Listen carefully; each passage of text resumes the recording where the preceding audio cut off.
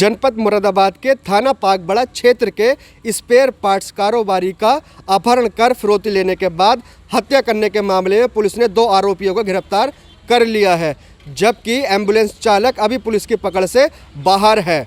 DIG शलभ माथुर ने पत्रकारों से बातचीत करते हुए इस हत्याकांड का खुलासा किया।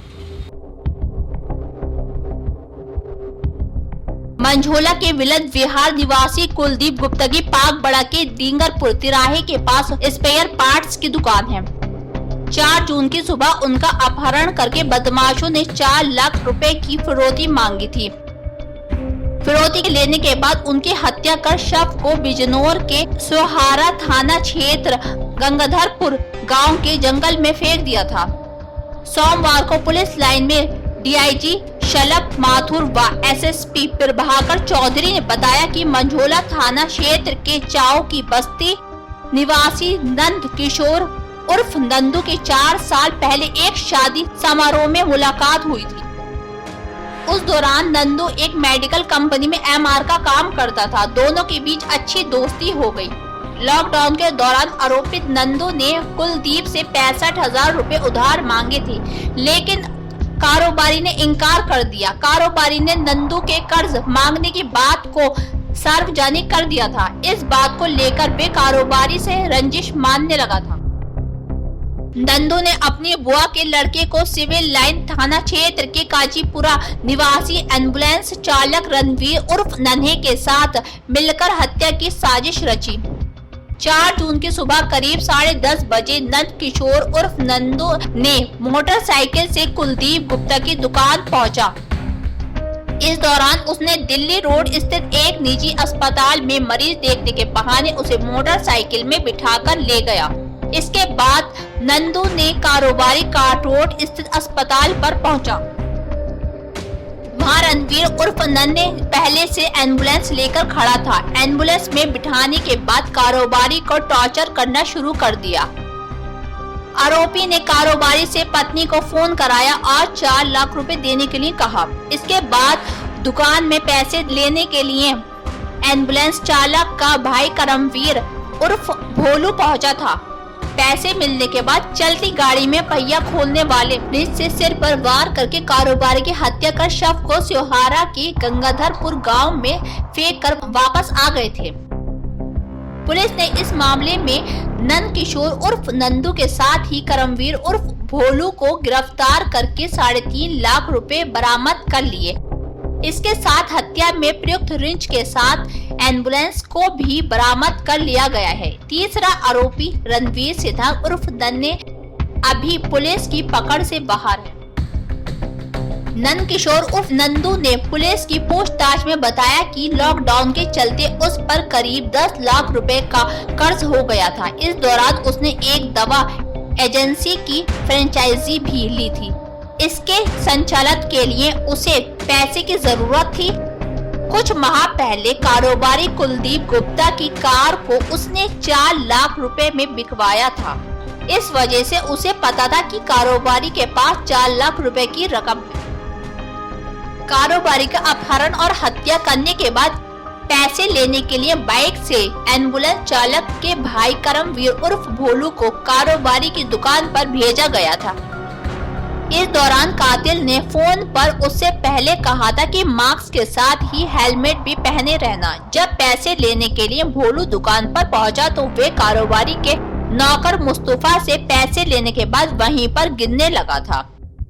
इस दौरान उसके फोन पर नंदू ने फोन करके पूछा था कि पैसे मिल गए कि नहीं। उसने बताया पैसे मिल गए हैं और उनको गिन रहा हूँ। जिनके बाद कातिल ने डांट लगाते हुए कहा कि ज्यादा होशियार मत बन, पैसे लेकर घर में जाकर रख दे। पुलिस ने बताया कि कातिल नंदू रेलवे से रिटायर टेक्नीशियन का पुत्र है। एसपी सिटी अमित कुमार आनंद ने बताया कि सुबह करीब 10:15 बजे दुकान से लेकर गए थे। एम्बुलेंस में बिठाकर इधर उधर घुमाते रहे। 3:15 बजे फिरौती की रकम मिलने के बाद 4:30 बजे के करीब आरोपी ने कारोबारी की हत्या कर दी थी। परिवार ने देर रात करीब 11:30 बजे पुलिस को कारोबारी की गायब होने की सूचना दी थी। इस हत्याकांड का पर्दाफाश करने के लिए एसएसपी ने 5 टीमों का गठन किया था। थाना पुलिस के साथ ही एसओजी और सर्विलांस सेल के 40 से अधिक लोग इस हत्याकांड का पर्दाफाश करने के लिए एसएसपी ने 5 टीमों का गठन किया था। थाना पुलिस के साथ ही एसओजी और सर्विलांस सेल के 40 से अधिक लोग इस हत्याकांड का पर्दाफाश करने में जुटे थे। इस दौरान 48 घंटे तक बिना नींद लिए अफसर कातिलों को पकड़ने के लिए उनके पीछे दौड़ते रहे। डीआईजी शलभ माथुर ने पुलिस लाइन में पत्रकारों को जानकारी देते हुए इस हत्याकांड का पर्दाफाश किया। वहीं पर्दाफाश करने वाली टीम को एडीजी जॉन बरेली अविनाश चंद्र ने 1 लाख रुपए नकद इनाम की घोषणा की है।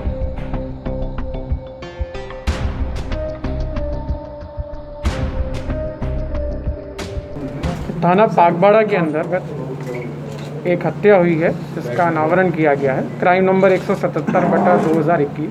ये 364 की घटना हुई थी और 302 धारा के अंदर इसको तरमीम किया गया था। ये कुलदीप गुप्ता नाम के व्यक्ति है जिनकी हत्या की गई थी, जो कि जनपद मुरादाबाद में थाना मझौला के रहने वाले हैं। घटना का अनावरण 48 घंटे के अंदर मुरादाबाद पुलिस द्वारा वरिष्ठ पुलिस अधीक्षक मुरादाबाद के नेतृत्व में किया गया है और घटना में 3 व्यक्ति प्रकाश में आए अभी तक, उनमें से 2 व्यक्तियों को गिरफ्तार किया गया है।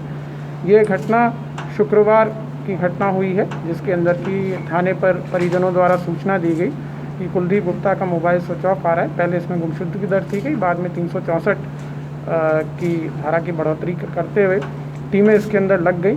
लगने के बाद कुछ इनपुट्स प्राप्त हुए थे कि ये जो है बिजनौर के अंदर इनकी लोकेशन पाई गई है। लगातार इसके अंदर टीमें क्योंकि लगी हुई थी और बिजनौर पुलिस से भी इसका कोऑर्डिनेशन चल रहा था। वहाँ पे सियोरा थाना क्षेत्र में, जैसे आप लोग को भी विदित है, वहाँ पर इनकी डेड बॉडी मिली थी। डेड बॉडी मिलने के बाद कुछ इम्पोर्टेंट साक्ष्य हम लोग को मिले थे। साक्ष्य मिलने के ऊपर इसका जो खुलासा हुआ है उसके अंदर नंद किशोर उर्फ नंदू, जो कि मझौला के ही रहने वाले हैं और मृतक के पूर्व परिचित हैं। लगभग 4 साल पहले इन्होंने अपने कन्फेशन में स्वीकार किया है कि 4 साल पहले इनसे परिचय हुआ था। धीरे धीरे इनसे परिचय बढ़ता रहा।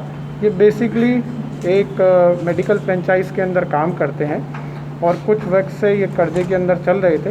इनके द्वारा जो है मृतक से कुछ पैसे की उधारी की बात की गई थी, जो मृतक ने इनको नहीं दिया और इनका ये कहना है कि उन्होंने इस चीज़ का प्रचार प्रसार भी किया, जिसके कारण इनको सामाजिक रूप से छवि धूमिल हुई। इनके ऊपर और भी पैसे उधार थे। इन्होंने अपने एक साथी के साथ करमवीर, जो एम्बुलेंस के अंदर इस घटना को अंजाम दिया गया है, ये बेसिकली एक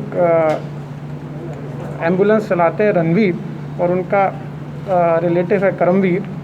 रणवीर और नंद किशोर का परिचय इसलिए था क्योंकि ये मेडिकल की लाइन में ही थे।